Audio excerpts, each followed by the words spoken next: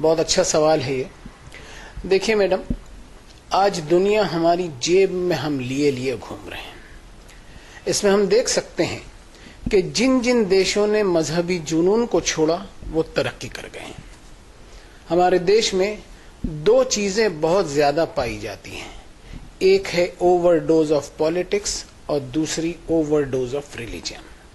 اور اتہاس ہمارا بھرا پڑا ہے کہ جب جب سڑکیں خون سے لال ہوئیں مذہب اور سیاست کی وجہ سے ہوئی۔ ہم بھارت کی سیر کر لیں، ایسٹ سے ویسٹ تک، نارتھ سے ساؤتھ تک، زیادہ تر ہماری مسجدیں، درگاہیں، مٹھ، مندر، گرودوارے انکروچمنٹ اور اتکرمن پر ملیں گے۔ اس پر ہم سوچیں کہ ہم پبلک پراپرٹی کا دھرم کے نام پر اتکرمن کریں صرف اس لیے کہ ہمیں ایشور کی عبادت، پرارتھنا اور ورشپنگ کرنی ہے، تو میں سمجھتا ہوں کہ ہم ایک طرف پبلک پراپرٹی کا اتکرمن کر رہے ہیں اور دوسری طرف بھگوان کی عبادت، پوجا، ورشپنگ کی اسے رشوت پہنچا رہے ہیں۔ ہم سوچیں کہ کیا وہ اس سے خوش ہو جائے گا؟ ہم دیکھ رہے ہیں کہ مسلمان بنانے کی کوشش کی جاتی ہے، ہندو بنانے کی کوشش کی جاتی ہے، عیسائی بنانے کی کوشش کی جاتی ہے، کہیں انسان بنانے کی کوشش نہیں کی جاتی۔ اب دھرم کی پریبھاشا پوتر گرنتھوں میں ملتی ہے، وہ میں آپ کو بتاؤں۔ ارایت الذی یکذب بالدین، کیا اس آدمی پر غور کیا ہے جو اصل دھرم کو ریجیکٹ کرتا ہے؟ فذالک الذی یدعو الیتیم، یہ وہی ہو سکتا ہے جو کسی یتیم، اناتھ، بے سہارا اور ونچت کی بھلائی کی ذمہ داری سے اپنے آپ کو دور رکھتا ہے۔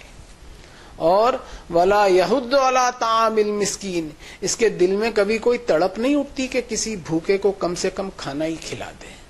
اس کے خود کے ڈائننگ ٹیبل پر ایک سے بڑھ کر ایک چیزیں ہوتی ہیں، لیکن اسے کبھی کسی بھوکے کی بھوک کا احساس نہیں ہوتا۔ اب غور سے سنیے کیا کہا گیا، فَوَيْلٌ لِّلْمُصَلِّينَ الَّذِينَ هُمْ عَنْ صَلَاتِهِمْ سَاهُونَ الَّذِينَ هُمْ يُرَاءُونَ وَيَمْنَعُونَ الْمَاعُونَ۔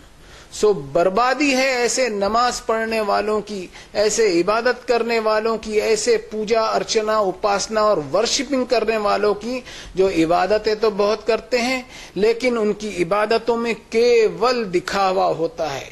ان کی عبادتوں نے ان کا کیریکٹر اور کردار ایسا نہیں بنایا کہ وہ انسانوں کے چھوٹے موٹے کام بھی آ سکیں۔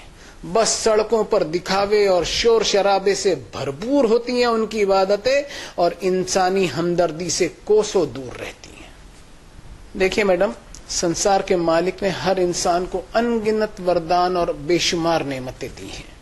ان وردانوں کو انسان انعام نہ سمجھ لے بلکہ اوپر والے کا ایک قرض سمجھے، ایک پریکشا سمجھے۔